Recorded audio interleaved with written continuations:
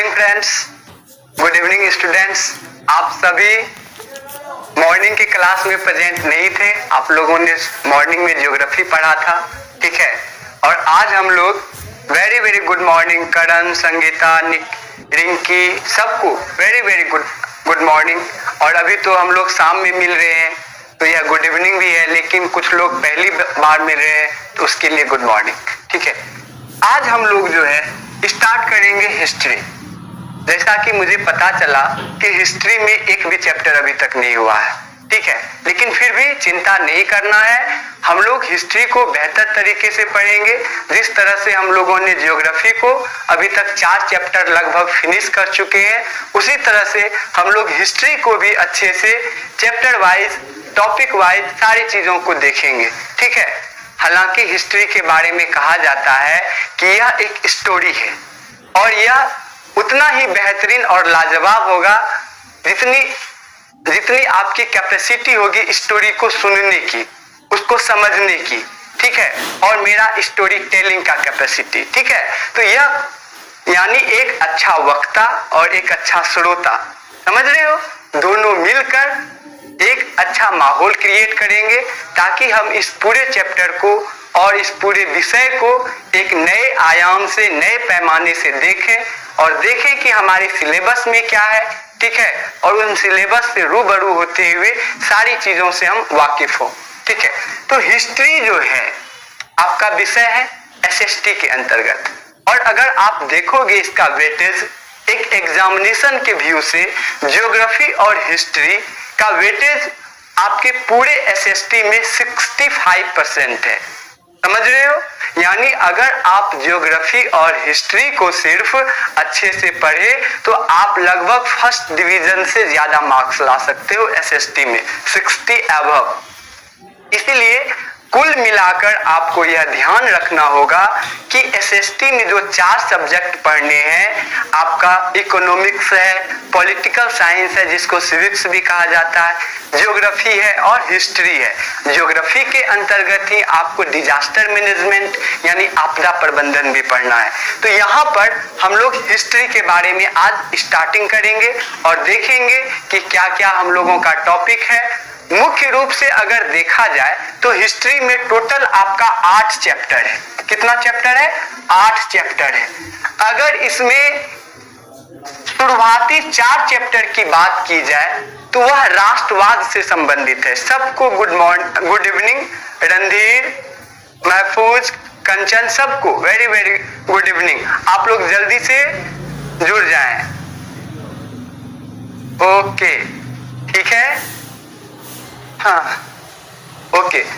अभी आप लोगों का सेंटअप एग्जाम चल रहा है। मुझे यह बताइए कमेंट सेक्शन में जल्दी से कि एसएसटी का सेंटअप एग्जाम कितने लोगों का हो चुका है और कितने लोगों का अभी बाकी है, ठीक है। क्योंकि जो आज मॉर्निंग का मैंने ज्योग्राफी का क्लास लिया था उसमें आपको मैंने ज्योग्राफी के कुछ गेस क्वेश्चन बताए थे जो आपके एसएसटी के सब्जेक्ट किससे जुड़े थे और वह आपको एग्जाम में आने की संभावना है। इसीलिए आप उस वीडियो को जरूर देखिएगा। अभी मैं आपको हिस्ट्री का जो है कुछ इंट्रोडक्शन देने के बाद आपको हिस्ट्री से रिलेटेड कुछ सवाल बता दूंगा। जिनका सेंटअप एग्जाम नहीं हुआ है एसएसटी का अभी, उन्हें मदद मिलेगी। खैर चलिए, अब हिस्ट्री में जो है हमारा पहला चैप्टर है यूरोप में राष्ट्रवाद। क्या है? यूरोप में राष्ट्रवाद। यूरोप में राष्ट्रवाद। दूसरा चैप्टर क्या है? दूसरा चैप्टर है हमारा हिस्ट्री में समाजवाद और साम्यवाद। समाजवाद और साम्यवाद। यानी आपका 10th का जो सिलेबस है हिस्ट्री का, उसको इस तरह से एक्यूमुलेट किया गया है कि इसमें आपको लगेगा कि इसमें वर्ल्ड हिस्ट्री भी है, इंडियन हिस्ट्री भी है और साथ ही साथ जो है कुछ इकोनॉमिक एस्पेक्ट, यानी किस तरह से उद्योग धंधे का विकास हुआ, पत्रिकाओं का क्या योगदान रहा भारत के फ्रीडम स्ट्रगल में, वो सारी चीजें जो है, नगरीकरण क्या है, वैश्वीकरण क्या है, यानी एक आपको ब्रॉड इमेज यहाँ पर देखने को मिलेगा। आपको बस यहाँ पर ध्यान रखना है कि आप जिन भी चीजों को पढ़ोगे उसे एक बार बुक से जरूर रीडिंग देना है, ठीक है। तीसरा चैप्टर आपका है हिंद चीन में राष्ट्रवाद। हिंद चीन में राष्ट्रवाद, हिंद चीन में राष्ट्रवाद। और चौथा चैप्टर है आपका भारत में राष्ट्रवाद। अगर हिस्ट्री में देखें तो कुल जो ये 4 टॉपिक है, इस 4 टॉपिक में से ही मैक्सिमम सवाल आते हैं, ठीक है। यानी पहले जो है शुरुआती दौर में हम इन्हीं 4 चैप्टर को अच्छे से देखेंगे। क्लियर है? तो आज हम लोग जो स्टार्ट करने जा रहे हैं, यूरोप में राष्ट्रवाद को हम लोग स्टार्ट करेंगे, ठीक है। लेकिन सबसे जरूरी कि हम इतिहास विषय को पढ़ने जा रहे हैं। यह ऐसा विषय जिसके बारे में बहुत ज्यादा कंट्राडिक्शन होता है। लोग कहते हैं कि उसने अपने हिसाब से इतिहास लिखा, उसका इतिहास झूठा है।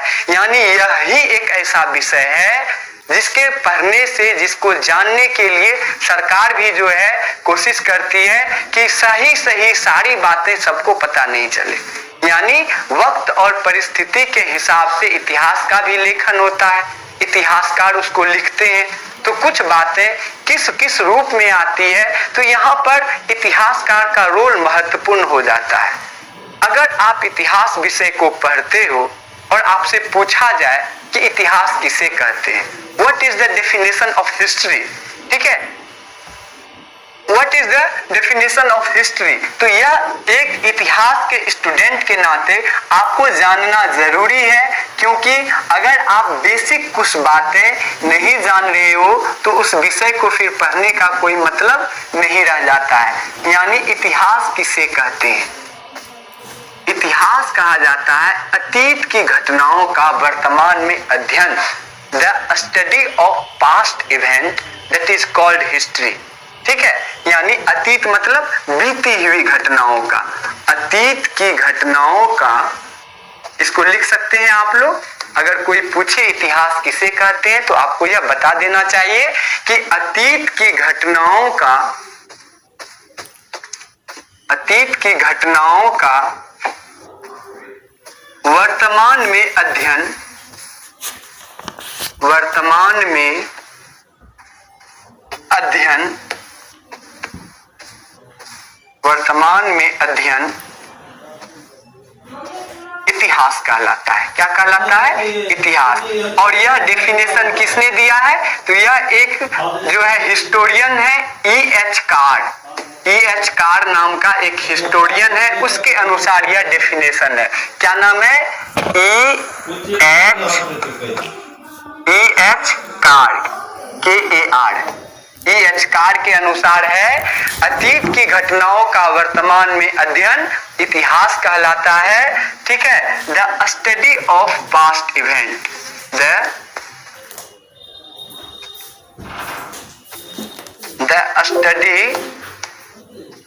Study of past event that is called history, that is called history, ठीक है। यह बिल्कुल नहीं सोचना है कि हम बिहार बोर्ड के हैं तो इंग्लिश डेफिनेशन का क्या इंपॉर्टेंस है।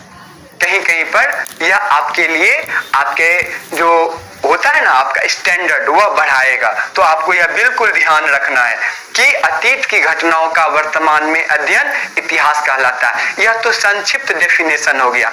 क्या इसको और बड़े स्तर पे जान सकते हैं?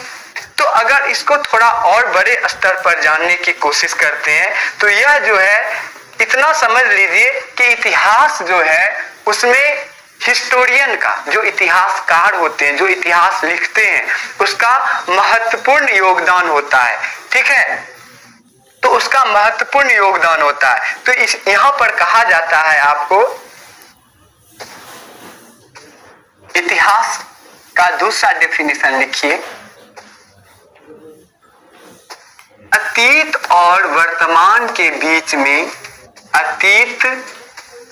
अतीत और वर्तमान के बीच में वर्तमान के बीच में जो लगातार संघर्ष चलता है, जो लगातार संघर्ष चलता है। मैं यह समझाऊंगा, पहले देख लो। लगातार संघर्ष चलता है तथा तथ्य और इतिहासकार के बीच में, इतिहासकार के बीच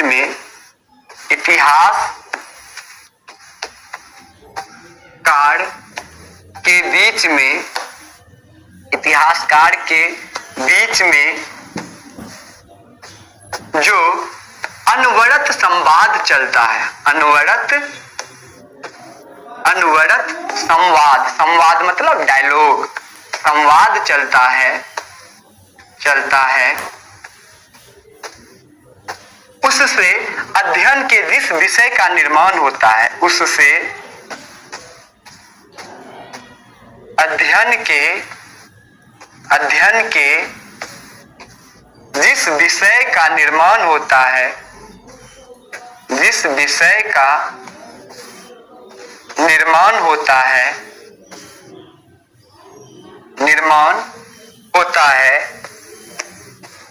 उसे क्या कहते हैं? इतिहास कहते हैं। उसे इतिहास कहते हैं।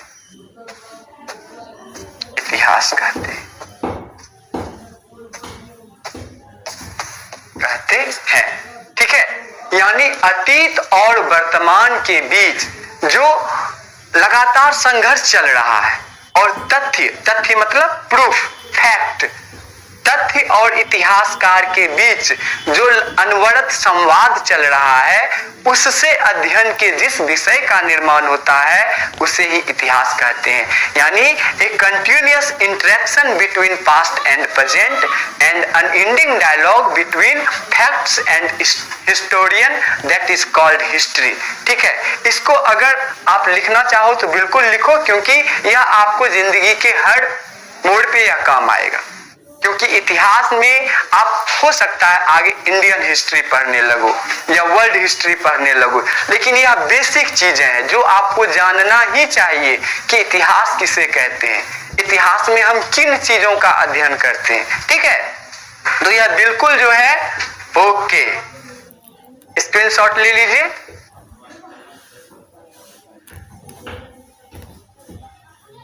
चलिए अब जो है इसको थोड़ा सा और सिंप्लीफाई तरीके से समझते हैं। यहां पर जो है मैंने बताया कि एक क्या है? वर्तमान है। एक क्या है? वर्तमान है। एक अतीत है। यानी वर्तमान में हम हैं अभी, अतीत जो समय बीत गया यानी भूतकाल, एक है तथ्य और एक है इतिहासकार। अब देखिए इसी चारों के बीच खेल हो रहा है यहाँ पे, और एक विषय का निर्माण हो रहा है। अब इतिहासकार कौन है भाई? तो हमारे आपके जैसा कोई आदमी जो बहुत ज्यादा पढ़ा हिस्ट्री को और उस पर रिसर्च किया, जाकर बहुत चीजों को जो है खोजा, ठीक है, उसके सोर्स को जो है प्राप्त किया और उस आधार पे उन्होंने उसको प्रूफ करते हुए उसको लिखा। तो वो इतिहासकार है जो हिस्ट्री को लिखता है। ठीक है, यानी इतिहास का विद्वान। अब है अतीत, यानी जो समय बीत गया।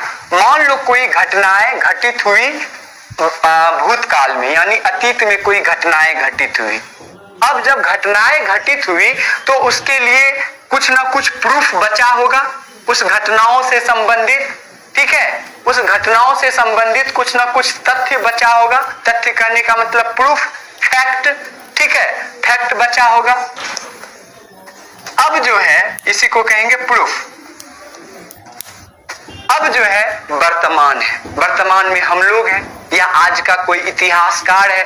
ठीक है, तो वर्तमान में इतिहासकार है। अब इतिहासकार को क्या लिखना है? इतिहास लिखना है।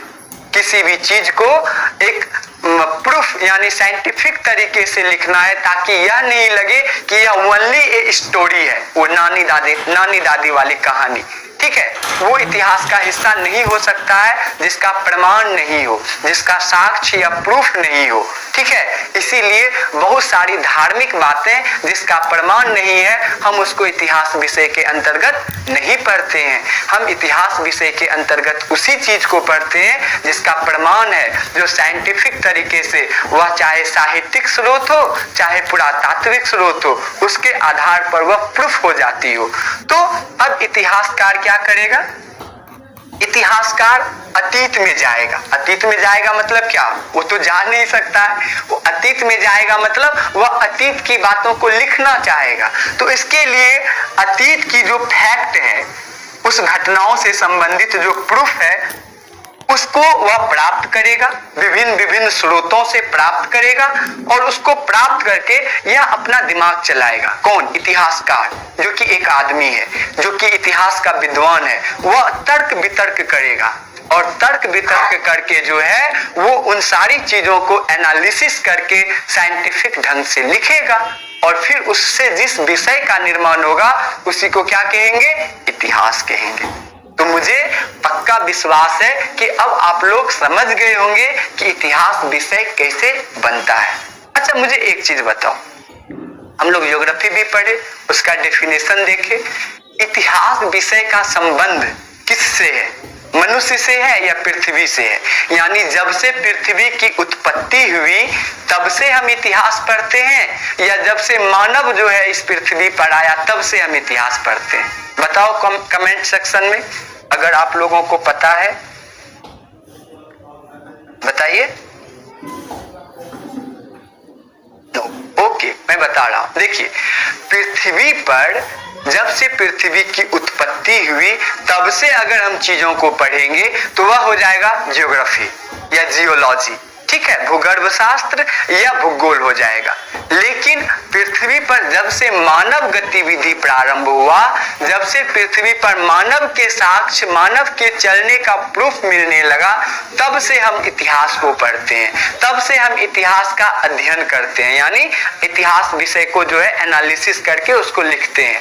तो कहने का मतलब है इतिहास विषय का संबंध मानव से है। किससे है? मानव से है। एक महत्वपूर्ण बात और जान जाइए कि इतिहास का जनक, जैसे हर सब्जेक्ट का होता है, जैसे हम लोग पढ़े थे ज्योग्राफी का जो है फादर ऑफ ज्योग्राफी हिकेटियस को कहा गया, और पहली बार ज्योग्राफी शब्द जो है किसने दिया था? इरेटोस्थनीज ने दिया था।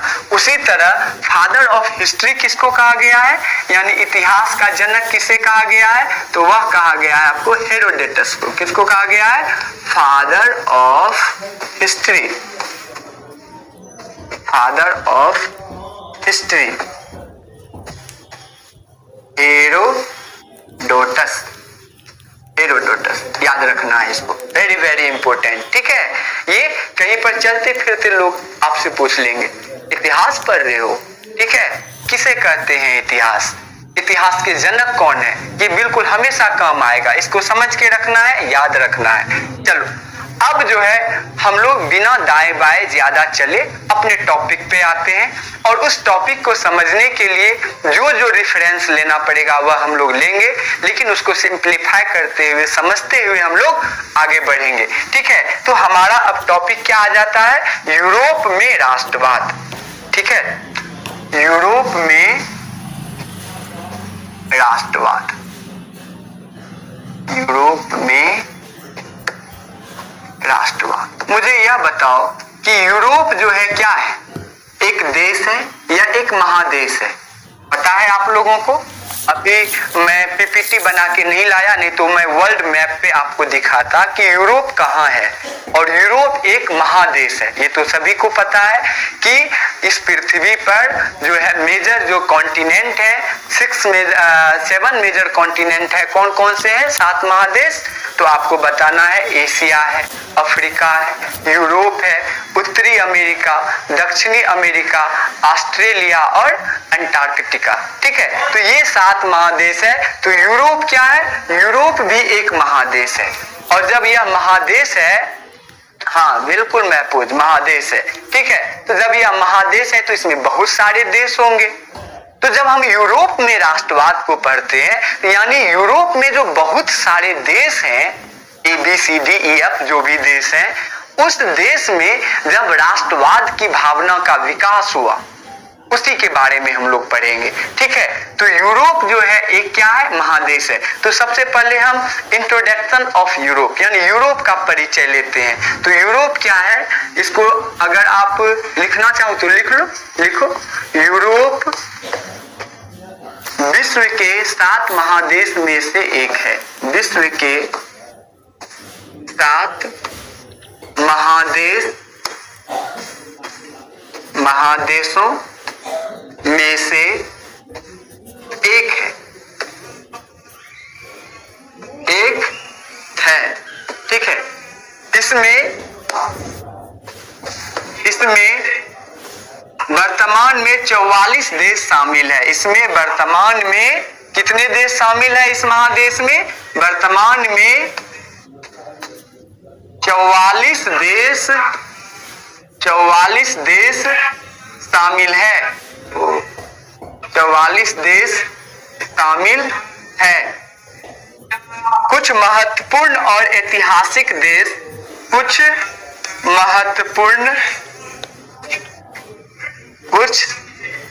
महत्वपूर्ण और ऐतिहासिक देश। ऐतिहासिक मतलब समझ रहे हो, यानी ऐसा देश जिसका इतिहास पुराना है, जो पहले भी जो है एक मतलब ऐतिहासिक रूप से भी जो है उसका इंपॉर्टेंस ज्यादा है, उसी को कहा जाता है। कुछ महत्वपूर्ण और ऐतिहासिक देश एग्जाम्पल में लिखते हैं इंग्लैंड। जानते हो आप लोग इंग्लैंड के बारे में, सभी लोग जानते हैं। हमारे देश से भी इंग्लैंड का नाता रहा 200 वर्षों तक।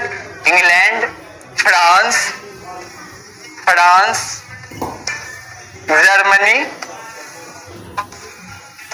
जर्मनी,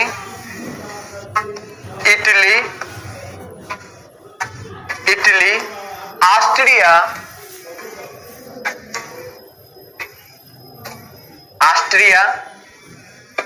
हंगरी, यूनान आदि। अब इतना इनफ है। हालांकि पुर्तगाल भी है, नीदरलैंड है, आपका बेल्जियम है, ठीक है, स्पेन है, लेकिन मुख्य रूप से जो है कुछ देशों को आपको ध्यान में रखना चाहिए। ठीक है, जो ये सारे देश जो है आपको यूरोप महादेश के अंतर्गत आते हैं। इतना क्लियर है? तो हम लोगों ने यूरोप को देख लिया। यूरोप क्या है? महादेश है। हम लोग पढ़ेंगे यूरोप में राष्ट्रवाद। अब यह जानना जरूरी है कि राष्ट्रवाद किसे कहते हैं। What is the nationalism? राष्ट्रवाद आप लोग अक्सर सुनते होंगे कि राष्ट्रवादी बनो, ठीक है, यानी नाम से स्पष्ट यहाँ पे होता है राष्ट्र के प्रति प्रेम। राष्ट्रवाद को अगर एक लाइन में डिफाइन करने के लिए कहा जाए तो यहाँ पर आप कह सकते हो कि अपने राष्ट्र के प्रति प्रेम की भावनाओं को राष्ट्रवाद कहा जाता है। ठीक है, तो हम इसको इरेज कर रहे हैं ताकि आगे आपको राष्ट्रवाद को जो है यहाँ पर लिखाते हैं, इसको इरेज कर देते हैं। आप लोग यूरोप के बारे में अच्छे से समझ गए होंगे, मुझे पूरी उम्मीद है। अब देखते हैं, देखिए राष्ट्रवाद किसे कहते हैं, नेशनलिज्म। तो सिंपल सरल शब्दों में यह समझना है कि राष्ट्रवाद एक भावनात्मक लगाव है। क्या है यह एक भावनात्मक लगाव है। What is Herodotus? What is ना हेरोडेटस? Who is हेरोडेटस? हेरोडेटस एक नाम है, ठीक है, यह एक इतिहासकार थे, विद्वान थे यह इतिहास के।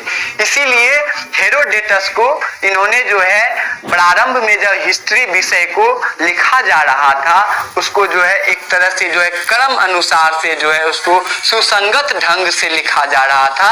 तो हेरोडोटस का उसमें बहुत ज्यादा कंट्रीब्यूशन रहा, उसका योगदान रहा। इसीलिए हेरोडोटस नाम के विद्वान को इतिहास का जनक कहा गया। ठीक है, तो हेरोडेटस क्या है? नाम है, आदमी का नाम है जिसको कि फादर ऑफ हिस्ट्री कहा गया। कहां का है? हेरोडेटस जो है यूनान का था, यानी यूरोप का ही था। आप अगर महादेश के स्तर पर कहोगे तो हेरोडोटस कहां का था? वह आपको यूरोप का था और वह यूनान का रहने वाला था। ठीक है, जिसको कि पहले एथेंस के नाम से जाना जाता था। और कोई सवाल है? महादेश सर, महादेश किसका बनता है? मतलब महादेश किसका बनता नहीं है, कहने का मतलब पृथ्वी पर जो बड़े बड़े स्थल खंड होते हैं, ठीक है, उसको ही महादेश कहते हैं सिंपल शब्द में। यानी कई सारे देशों के समूह को मिलाकर महादेश बनता है, ठीक है। वह पृथ्वी का स्थल खंड वाला हिस्सा होता है, और जो जल खंड वाला हिस्सा होता है, जल वाला हिस्सा होता है, बड़ा बड़ा वाटर बॉडीज, उसको महासागर कहते हैं, यानी ओशियन कहते हैं, ठीक है। और कुछ? ओके सर, स्क्रीनशॉट नहीं होता है। हाँ सही बात, ऐप पर आप पढ़ रहे हो, इस पर स्क्रीनशॉट नहीं होगा तो आप लिख लोगे, कोई बात नहीं, कॉपी कलम लेकर बैठो, ठीक है। आप YouTube पे पढ़ोगे तो उसमें स्क्रीनशॉट होगा, ऐप पर स्क्रीनशॉट नहीं होगा, कोई बात नहीं, कॉपी कलम लेकर बैठो, चलते फिरते नहीं पढ़ना है, ठीक है। पढ़ाई कोई मजाक नहीं है।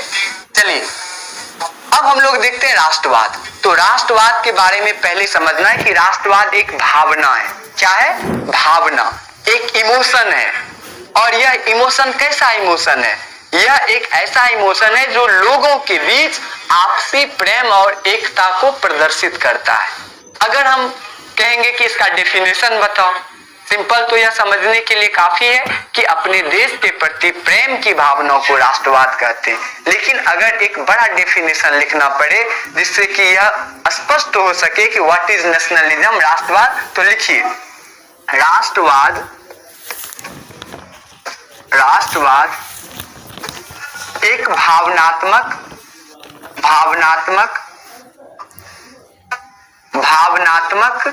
लगाव है। क्या है यह? लगाव है। लगाव समझते हो ना, अटैचमेंट, भावनात्मक लगाव है जो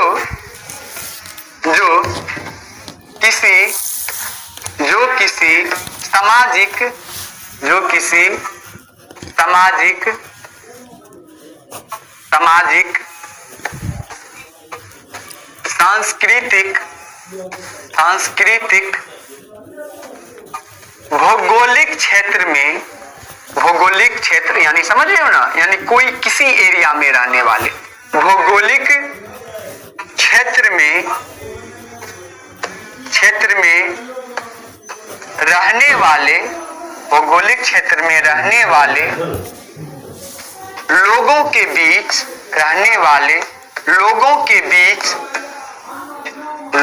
बीच आपसी एकता और प्रेम को प्रदर्शित करता है। आपसी एकता और प्रेम को प्रदर्शित करता है। आपसी एकता और प्रेम को प्रदर्शित करता है, समझे?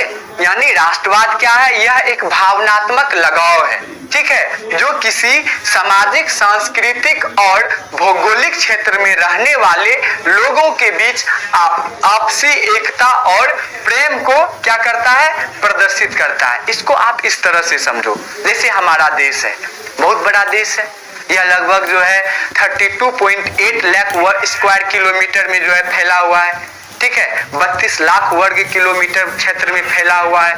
अब इतने बड़े देश में आप मान लो कि हमारे देश की जो क्रिकेट टीम है वह खेलने के लिए जाती है। अब जो है अगर हमारा प्लेयर, जो हमारे मान लीजिए विराट कोहली 6 मारते हैं, तो जो बिहार में रहने वाला लोग है वह भी उतना ही खुश होता है जितना तमिलनाडु में रहने वाला लोग। यानी कहने का मतलब यह जो एक भौगोलिक क्षेत्र है जिसको हम भारत के नाम से जानते हैं, जो हमारा देश है, वहां पर बिहार के लोग और तमिलनाडु के लोग एक बिंदु पर आपसी एकता को प्रदर्शित कर रहे हैं अपनी टीम के लिए, अपने प्लेयर्स के लिए। उसी तरह से कुछ घटनाएं हुई सीमा पर, हमारे फौज मारे गए, चाइना के साथ जो डिस्प्यूट हुआ उसमें, तो उससे बिहार के लोग जितना दुखी थे उतना ही दुखी जो है पंजाब में रहने वाले लोग भी थे। तो कहने का मतलब है कि राष्ट्रवाद क्या है, एक भावनात्मक लगाव है। आप इसको छू या पकड़ नहीं सकते हो, ठीक है, आप इसको महसूस कर सकते हो, ठीक है, आप अपने एक्ट में इसको महसूस कर सकते हो कि हाँ, हम जो है एक दूसरे के साथ प्रेम और एकता की भावना को प्रदर्शित कर रहे हैं। तो समझ गए कि राष्ट्रवाद किसे कहते हैं। तो हमें पढ़ना है यूरोप में राष्ट्रवाद। तो जब हम यूरोप में राष्ट्रवाद को पढ़ रहे हैं तो इतना तो क्लियर हो गया कि पहले राष्ट्रवाद की भावना नहीं थी, यह धीरे धीरे विकास हुआ, लोगों में यह भावना धीरे धीरे आई और लोगों में यह धीरे धीरे एक बड़े स्तर पर, एक देश के स्तर पर, यानी इसको आप कहा जाएगा नेशन स्टेट, राष्ट्र राज्य का जो कॉन्सेप्ट आया वह कैसे आया, यह धीरे धीरे आया। अगर आप इसके मूल शब्द में जाओगे, कहने का मतलब है कि अभी हम लोग समझते हैं अपने देश के प्रति प्रेम को राष्ट्रवाद कहते हैं, लेकिन राष्ट्रवाद बना है किस शब्द से। देखिए, नेशनलिज्म, NATIONLISM, नेशनलिज्म। अगर हम इस नेशनलिज्म शब्द को देखें तो नेशनल शब्द जो है वह नेशिया से बना है। किससे बना है? नेशिया। यह लैटिन शब्द है नेशिया, नेशिया से बना है और नेशिया का अर्थ होता है जन्म से। क्या अर्थ होता है? नेशिया का अर्थ होता है, क्या मैं इसे इरेज कर दूं, थोड़ा सा इसको और सिंपलीफाई तरीके से समझते हैं। देखिए,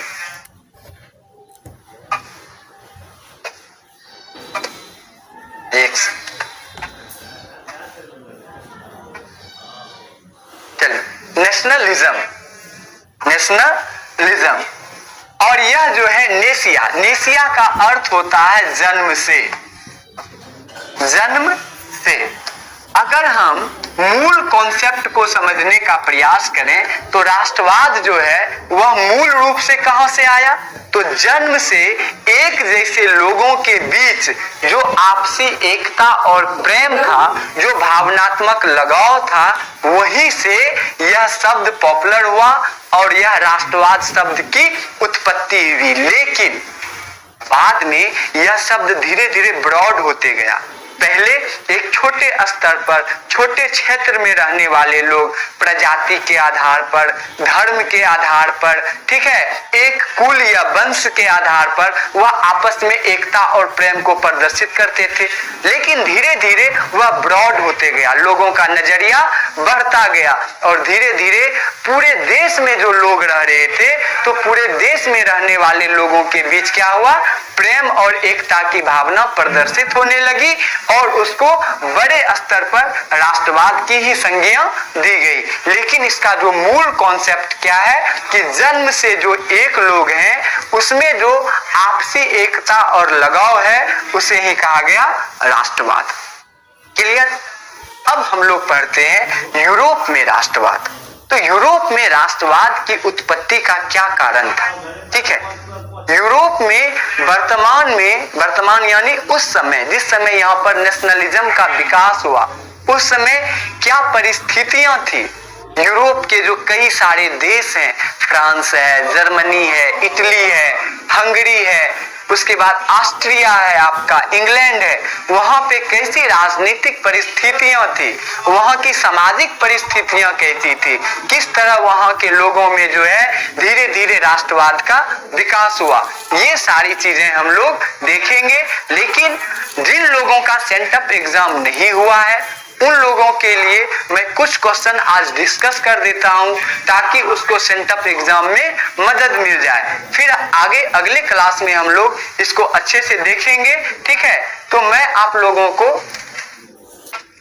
राज तरंगनी कौन था ये आप पूछ रहे हो। राज तरंगनी जो है कलहन ने लिखा है, यह एक किताब का नाम है, समझे, राज तरंगनी। चलिए, तो हम लोग देखते हैं इसमें कुछ क्वेश्चन जो आपके सेंटअप एग्जाम के लिए इंपॉर्टेंट है। मैं ऑब्जेक्टिव अभी नहीं बताऊंगा, सब्जेक्टिव क्वेश्चन को जो है कुछ गेस कर दे रहा हूं ताकि आप लोगों को जो है यह फायदा कर जाए सेंटअप एग्जाम में जिसका एग्जाम नहीं हुआ है।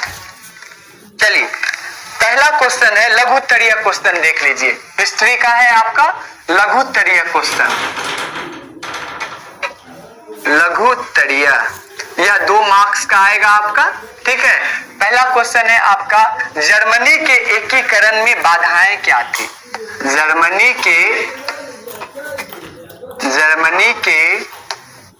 ये सारे क्वेश्चन आप लोग कर ही लेना अगर सेंटअप एग्जाम नहीं हुआ है, और अगर हो भी गया है तो भी, क्योंकि अगर नहीं हुआ है तो तुरंत फायदा मिलेगा, और अगर एग्जाम हो गया है फिर भी इसको तैयार करना, क्योंकि यह फाइनल एग्जाम में भी इसके आने की प्रबल संभावना है। इसके लिए बिल्कुल यह नहीं समझना है कि यह गेस क्वेश्चन बस यूं ही है। तो जर्मनी के एकीकरण में क्या बाधाएं थी? क्या बाधाएं थी?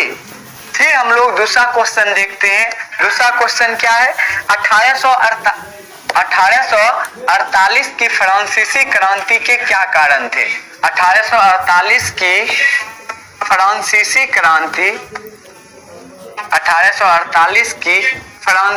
क्रांति के कारण, फ्रांसीसी क्रांति के कारण। फिर हम लोग देखते हैं तीसरा क्वेश्चन, साम्यवाद एक नई सामाजिक आर्थिक नीति थी। साम्यवाद एक, क्वेश्चन लिखते जाओ, बिल्कुल इसको कर ही लेना है। एक नई सामाजिक आर्थिक नीति थी। कैसे? एक नई सामाजिक आर्थिक नीति थी। कैसे बताना है, कैसे यह एक नई सामाजिक आर्थिक नीति थी, ठीक है। फिर फोर्थ क्वेश्चन आपको लिखना है, सविनय अवज्ञा आंदोलन के क्या परिणाम हुए? सविनय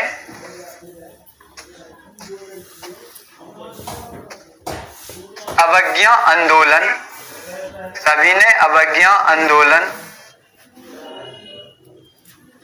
के क्या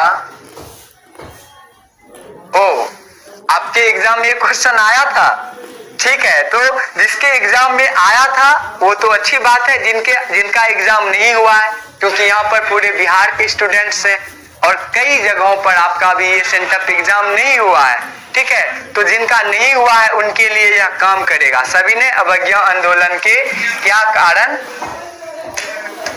थे, ठीक है। और उसके बाद पहले इतना देख लेते हैं, उसके बाद नेक्स्ट हम लोग देखेंगे। देखिए, जर्मनी के एकीकरण में क्या क्या बाधाएं थी, तो आपको, हालांकि आगे हम लोग पढ़ेंगे, बिना पढ़ाए अभी हम इसको डिस्कस इसलिए कर रहे हैं ताकि आप लोगों को कुछ फायदा हो जाए सेंटअप एग्जाम में। जर्मनी के एकीकरण में आपको लिखना है निम्नलिखित बाधाएं थी, क्योंकि जर्मनी लगभग 300 छोटे छोटे राज्यों में बटा हुआ था, ठीक है। और कई छोटे छोटे राज्यों में बटे होने के कारण वह आपसी द्वंद में ही, आपसी लड़ाई में ही फंसा हुआ था। यहाँ पर सामाजिक और सांस्कृतिक और धार्मिक विषमताएं मौजूद थी, जो कि जर्मनी के एकीकरण में क्या था? बाधा था। उसके अलावे ऑस्ट्रिया और फ्रांस के हस्तक्षेप के कारण भी जो है जर्मनी का एकीकरण संभव नहीं हो पा रहा था। 3 पॉइंट हो गया। चौथे पॉइंट में लिखना है कि जर्मनी के एकीकरण में सबसे बड़ी बाधा यहाँ के लोगों में राष्ट्रवाद का अभाव था, यानी राष्ट्रवाद की भावना का यहाँ के लोगों में अभाव था। बाद में धीरे धीरे जब राष्ट्रवाद की भावना बढ़ी तो फिर जर्मनी का एकीकरण हुआ, जो कि 1871 में जाकर हुआ, और वह हम लोग पढ़ेंगे कि किस तरह से जर्मनी के एकीकरण में बिस्मार्क ने अपना योगदान दिया। वह हम लोग नेक्स्ट क्लास में पढ़ेंगे ही, लेकिन यहाँ पर आपको यही 3-4 पॉइंट देना है। चूंकि यह लघुत्तरीय है, 2 मार्क्स में है, तो आप 4-5 पॉइंट दे दोगे तो वह इनफ हो जाएगा। फिर है आपका 1848 की फ्रांसीसी क्रांति का कारण बताएं। तो 1848 ईस्वी में जो एक तो फ्रांसीसी क्रांति हुई 1789 में, जो कि बहुत बड़ी क्रांति थी, इतिहास में उसका जो है गोल्डन लेटर में लिखा जाता है उस फ्रांसीसी क्रांति को। लेकिन उसके बाद भी कई स्तर पर जो है कई बार फ्रांस में क्रांति हुई।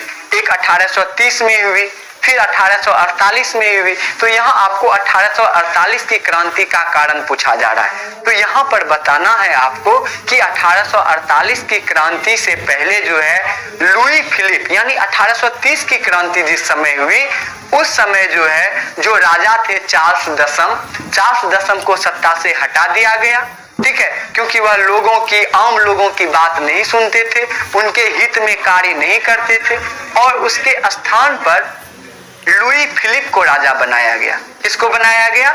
लुई फिलिप को। और लुई फिलिप ने क्या किया, शुरू में चूंकि लुई फिलिप को जो राजा बना वह उदारवादियों के सहयोग से बना, लेकिन धीरे धीरे लुई फिलिप जो है अपनी महत्वाकांक्षा के कारण वह उदारवादियों को समर्थन देना बंद कर दिया, और वह जो विशेषाधिकार प्राप्त लोग थे उसके मोटिव पर उसके लिए काम करने लगे, जिस वजह से उदारवादी जो लोग थे, जो आम जनता थी, वह लुई फिलिप के खिलाफ हो गए और उन्हें सत्ता से उखाड़ फेंका। यानी लोग उस समय फ्रांस में बेरोजगारी और गरीबी से त्रस्त थी।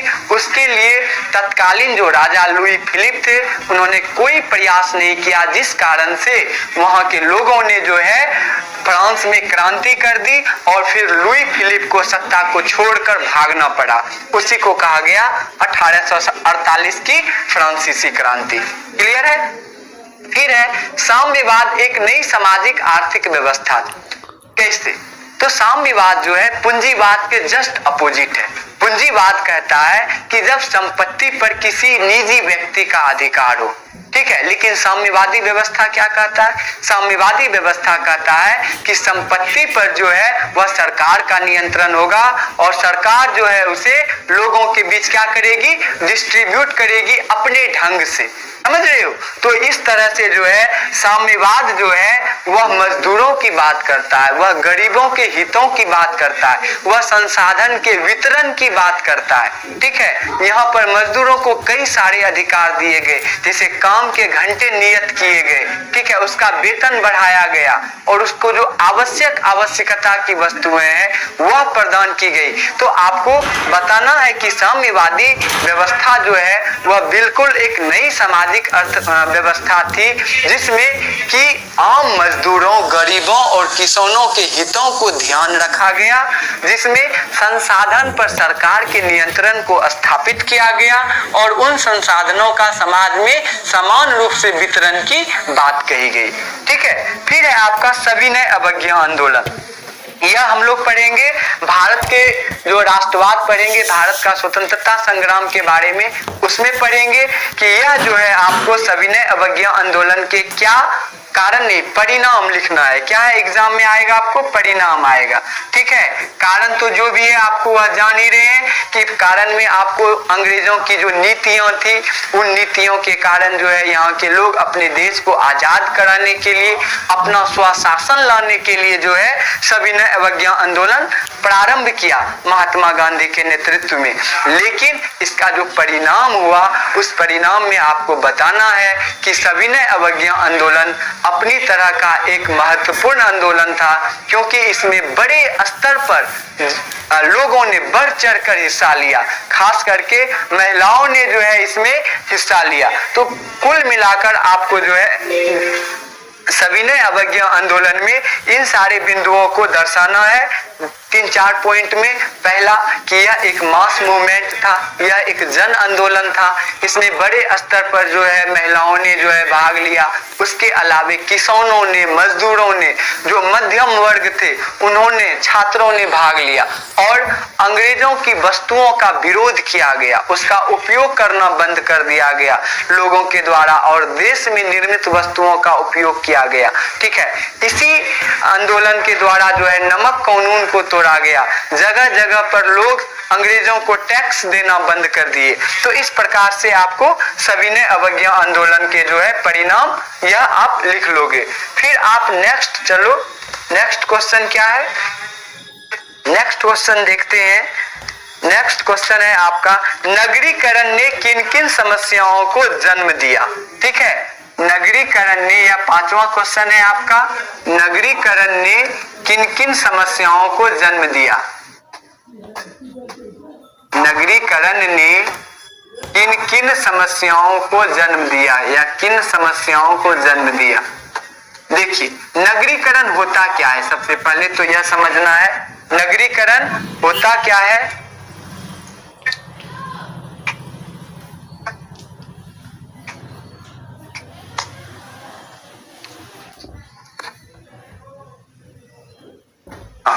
नगरीकरण होता क्या है? नगरीकरण का मतलब है कि जब आपको गांव से लोग रोजगार की तलाश में किसी नगर में आते हैं, उद्योग धंधे मैक्सिमम उसका सेंट्रलाइजेशन कहाँ होता है? वह नगर में होता है। तो लोग जो है रोजगार की तलाश में जब गांव से नगर आते हैं और वहां पर बस जाते हैं, उसका जीवन स्तर अब बड़े पैमाने पर जब मजदूर आएंगे, श्रमिक वर्ग आएंगे, नगर में बसेंगे, तो जाहिर सी बात है कि उतने लोगों के लिए अच्छे आवास, अच्छी व्यवस्था नहीं होगी, और जब वह नहीं होगी तो समस्याएं पैदा होगी। तो नगरीकरण ने पहले, अगर लिखेंगे इसको कुछ पॉइंट में, तो नगरीकरण के कारण शहरों में अधिक जनसंख्या घनत्व बढ़ गया है, यानी जनसंख्या का संकेंद्रण हो गया है, पहला पॉइंट। दूसरा पॉइंट कि जनसंख्या के अधिक दबाव के कारण यहाँ पर जो जीवन की मूलभूत आवश्यकताएं हैं, जैसे कि आपका रोटी, कपड़ा, मकान, ठीक है, स्वास्थ्य, उसके बाद क्या कहते हैं, शिक्षा, उसमें जो है काफी ज्यादा अनियमितताएं और उसमें परेशानी होती है। साथ ही आप देखते हो कि नगरीकरण के कारण स्लम एरिया का, शहर में देखते हो कि बहुत सारे ऐसे क्षेत्र का डेवलप हो गए हैं जहां पर काफी गरीब लोग रहते हैं, जहां पर झुग्गी झोपड़ी बनाकर वो किसी तरह अपना समय काट रहे हैं और यहाँ पर रोजगार कर रहे हैं, अपना पेट भर रहे हैं। तो कहने का मतलब है कि आपको नगरीकरण के कारण इन सारी समस्याओं को, उससे बढ़ते प्रदूषण को, ठीक है, इन सारी समस्याओं को आपको यहाँ पर इंडिकेट करना है। फिर है आपका निरुद्योगीकरण से क्या तात्पर्य है? तो यह जो है सिंपल है, यानी उद्योग को हटाना। अब निरुद्योगीकरण क्या है? अब मान लीजिए हमारे देश में जो है बहुत सारे लघु उद्योग थे, जिसको कुटीर उद्योग कहते हैं, जो यहाँ के लोग जो है अपने हाथों से हस्तकरघा के द्वारा, यहाँ पर चूंकि औद्योगिक क्रांति प्रारंभ में इंग्लैंड में आई, भारत में मशीनों का आविष्कार हुआ नहीं था, इस वजह से जो है यहाँ पर पहले लोग हाथों से सामान का निर्माण करते थे। लेकिन अंग्रेजों ने क्या किया? अपनी नीतियों के द्वारा अपने वस्तुओं की कीमत को कम करके हमारे मार्केट में, हमारे देश में बेचा, जिस वजह से धीरे धीरे यहाँ का जो लघु उद्योग था, कुटीर उद्योग था, वह बंद हो गया, ठीक है। और अंग्रेजों का जो है इंग्लैंड में जो है उद्योग फल फूल गया। तो हमारे यहाँ उद्योगों का जो समाप्त होना है वही निरुद्योगीकरण कहलाएगा। अगर दीर्घ उत्तरीय क्वेश्चन में देखें, दीर्घ उत्तरीय क्वेश्चन में, लॉन्ग टर्म क्वेश्चन में, तो आपका है इसमें कि राष्ट्रीय आंदोलन को प्रेस ने कैसे प्रभावित किया, ठीक है। राष्ट्रीय आंदोलन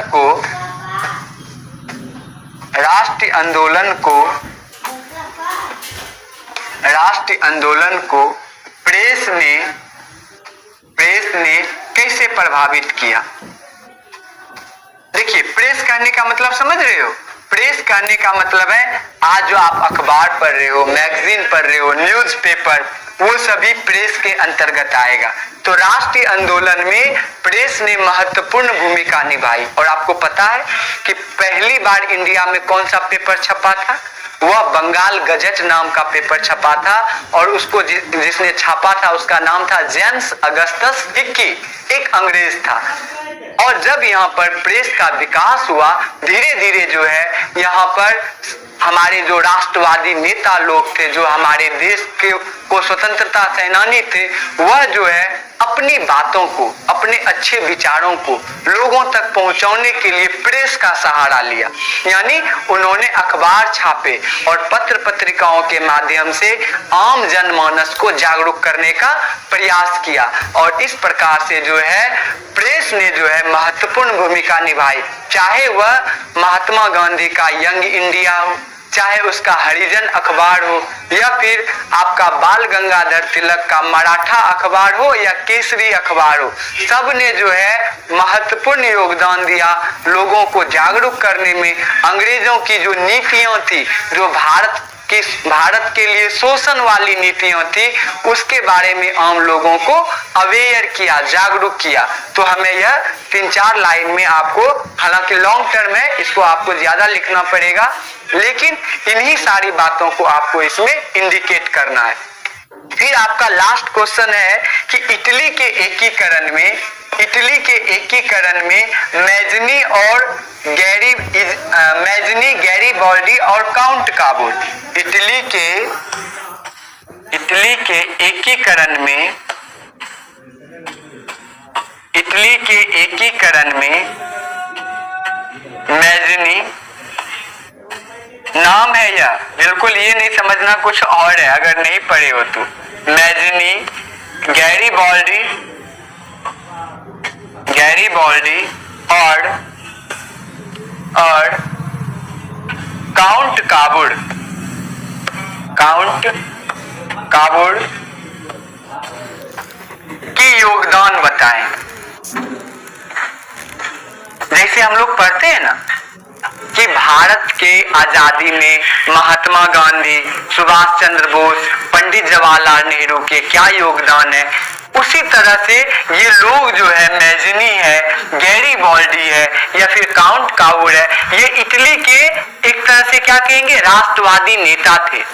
इन्होंने इटली के एकीकरण करने का मतलब है जो इटली छोटे छोटे राज्यों में बटा हुआ था, उस इटली को एक कर दिया, एक राष्ट्र के रूप में उसको निर्माण किया। तो उसमें मैजनी का क्या योगदान है, तो हमें यह जानना चाहिए कि मैजनी कौन था। मैजनी एक राष्ट्रवादी नेता था, वह एक साहित्यकार था, ठीक है। मैजनी ने जो है इटली के एकीकरण के लिए, इटली के लोगों में राष्ट्रवाद की भावनाओं को बढ़ाने के लिए उन्होंने यंग इटली 1831 ईस्वी में यंग इटली नामक संगठन का निर्माण किया और आगे उसने 1834 ईस्वी में यंग यूरोप नामक संगठन का निर्माण किया, जिसका मुख्य उद्देश्य था इटली का एकीकरण करना। और इटली के एकीकरण में जो भी बाधाएं थी, चाहे वह ऑस्ट्रिया हो, चाहे वह आपका फ्रांस हो, उसको दूर करना। गैरीबाल्डी कौन था, तो गैरीबाल्डी पेशे से एक नाविक था। वह जो है दक्षिणी इटली को जीतकर, जो इटली का सबसे मजबूत राज्य था सार्डिनिया और पिडमोंट, उसके राजा थे विक्टर इमैनुअल, ठीक है। और विक्टर इमैनुअल के प्रधानमंत्री का नाम था काउंट काबुड़, ठीक है। तो काउंट काबुड़ को उन्होंने प्रधानमंत्री बनाया विक्टर इमैनुअल ने, और काउंट काबुड़ ने अपने कूटनीतिज्ञता के द्वारा, अपनी नीतियों के द्वारा इन्होंने इटली के एकीकरण में महत्वपूर्ण योगदान, भूमिका निभाया। इन्होंने जो इटली के एकीकरण का सबसे बड़ा दुश्मन था ऑस्ट्रिया, उसको हराया और इस प्रकार से उत्तरी इटली, मध्य इटली और दक्षिणी इटली, सिर्फ रोम को छोड़कर सबको एक कर लिया। और बाद में जब जर्मनी के साथ फ्रांस का युद्ध हो रहा था, प्रसा के साथ, बिस्मार्क, हम लोग आगे पढ़ेंगे, अभी पढ़े नहीं हो तो बहुत लोगों को ये चीजें बिल्कुल अटपटी सी लगती होगी, लेकिन आपका कल सेंटअप एग्जाम है या 1-2 दिन में, कुछ लोगों का 20 तारीख को है, तो उसके लिए मैं यह बिल्कुल लाइटली बता रहा हूँ। और मैं यह उम्मीद करता हूँ कि अगर आप लोगों को क्वेश्चन पता चल गया तो आप लोग इसको बुक से भी एक बार पढ़ सकते हो, या फिर नेक्स्ट क्लास में हम लोग जब पढ़ेंगे उसमें तो थोड़ा समय लगेगा, जैसे डेप्थ के साथ पढ़ेंगे, ठीक है। लेकिन इसमें आपको इटली के एकीकरण में मैजनी, गैरीबाल्डी और काउंट काबुड़ के योगदान को बताना है, ठीक है। और इस प्रकार से आपका जो सेंटअप का जो सब्जेक्टिव क्वेश्चन था वह हो गया, ठीक है। किसी दिन हम लोग ऑब्जेक्टिव क्वेश्चन को करेंगे, और अभी फिलहाल तो नहीं कर सकते हैं क्योंकि 80 ऑब्जेक्टिव क्वेश्चन है और उसमें समय लगेगा। तो देखते हैं किसी दिन एक पूरे क्लास में हम लोग ज्योग्राफी, हिस्ट्री, इकोनॉमिक्स, जो भी है, जितने भी ऑब्जेक्टिव क्वेश्चन है उसको करेंगे। और आप सभी को मैं इतना कहना चाह रहा हूं कि जो भी ऑब्जेक्टिव क्वेश्चन है आपके सेंटअप एग्जाम में जो भी पूछे गए उसको आप एग्जाम में जो भी बनाए हैं, लेकिन उसके बावजूद आप क्वेश्चन को लाकर ऐसे बिल्कुल फेंक नहीं देना है। ठीक है, ये क्वेश्चन है आप लोगों का, इसको फेंक नहीं देना है। इसमें जितने भी ऑब्जेक्टिव हैं इसको बिल्कुल अच्छे से पढ़ के याद करके, ठीक है, इसको क्या करना है, तब तक बिल्कुल जरूर याद रखना है जब तक आपका फाइनल एग्जाम नहीं हो जाता। ऑब्जेक्टिव बहुत मायने रखता है, 40 नंबर का ऑब्जेक्टिव है, इसलिए इसको हल्के में नहीं लेना है। ऑब्जेक्टिव को रेगुलर आपको पढ़ना है और बीच बीच में हम लोग क्लास में भी ऑब्जेक्टिव करेंगे जब कोई टॉपिक खत्म होगा। अभी तक मैंने ज्योग्राफी में ऑब्जेक्टिव नहीं कराया है, 4 टॉपिक खत्म होने को है, लेकिन मैं सोच रहा हूं जिस दिन संसाधन चैप्टर खत्म हो जाएगा उस दिन ज्योग्राफी का करा देंगे। और हिस्ट्री में भी जो है हर टॉपिक के बाद हम लोग कुछ ऑब्जेक्टिव को करते जाएंगे और ये आप लोगों की रिस्पॉन्सिबिलिटी है, क्योंकि अभी तो हम लोग ऑनलाइन क्लास में, तो मैं पूछूंगा तो आप 2 मिनट के बाद जवाब दोगे। ठीक है, तो कहने का मतलब यहाँ पर पूछताछ उतने अच्छे ढंग से नहीं हो पाएगी। तो आप अपनी रिस्पॉन्सिबिलिटी को समझो, ठीक है, कि आपका एग्जाम है और यह नवंबर खत्म होने को है, ठीक है, दिसंबर जनवरी मुश्किल से 2 महीने। तो कहने का मतलब है कि आप बिल्कुल अच्छे तरीके से हर सब्जेक्ट को, एसएसटी को भी पढ़ो, ठीक है, ऑब्जेक्टिव को फोकस करो। और अगले क्लास में जो है हम लोग हिस्ट्री का जो यूरोप में राष्ट्रवाद का कारण क्या था, किन किन वजहों से यूरोप में राष्ट्रवाद का विकास हुआ, वो सारी चीजों को अच्छे ढंग से देखते हुए आगे बढ़ेंगे। और क्योंकि ये हिस्ट्री है, ठीक है, और बहुत सारे स्टूडेंट्स का ये जो है क्या कहते हैं समस्या होती, कहता है हिस्ट्री सर बहुत बोरिंग सब्जेक्ट है, because it is all about memorising date, यानी इसमें सिर्फ डेट याद करना पड़ता है। ठीक है, तो इसके लिए परेशान नहीं होना है, डेट याद करना पड़ता है, लेकिन स्टोरी को अगर आप समझ रहे हो कि कौन सी बातें कैसे घटित हो रही है, और यही एक ऐसा सब्जेक्ट है, आप यकीन मानो हिस्ट्री ही एक ऐसा सब्जेक्ट है जो आपसे ज्यादा जुड़ा हुआ है, जो आपको जिंदगी के हर मोड़ पे काम आएगा। क्यों? क्योंकि अतीत की घटनाओं का कभी कभी पुनरावलोकन हो जाता है, फिर से वह घटित हो जाता है। तो हम अतीत की घटनाओं से सबक लेते हैं कि पहले मैंने यह गलती की तो हमें आगे यह गलती नहीं करनी है।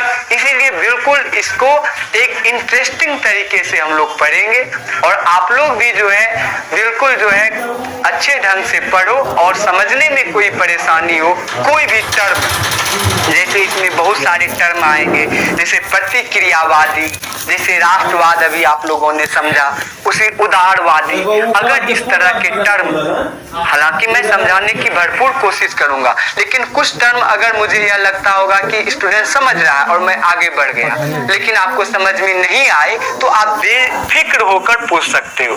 मैं उस टर्म को बिल्कुल डिफाइन करूंगा, उस शब्द को बताऊंगा कि उसका क्या अर्थ है। ठीक है, तो टोटल ओवरऑल कहने का यह मतलब है कि हम लोग जो है हिस्ट्री को बोरिंग सब्जेक्ट के रूप में नहीं, बल्कि एक इंटरेस्टिंग सब्जेक्ट के रूप में पढ़ेंगे, अपनी और अपने बीते हुए कल की कहानी के रूप में पढ़ेंगे और इसको अच्छे से अपने ज़हन में रखेंगे ताकि वह हमारे वर्तमान के साथ साथ हमारे भविष्य के पीढ़ी के भी काम आए। ठीक है, हम लोग अगले क्लास में मिलते हैं और आप लोगों को जो ये सारा अभी मैंने बताया, जिनका सेंटअप नहीं हुआ है वो लोग भी और जिनका हो गया है वो लोग भी इन क्वेश्चन को जरूर से जरूर याद रखें, हमेशा उसको रिवाइज करते रहें ताकि यह आपके फाइनल बोर्ड एग्जाम में भी काम दे। ठीक है, तो अब चलते हैं। Okay, thank you.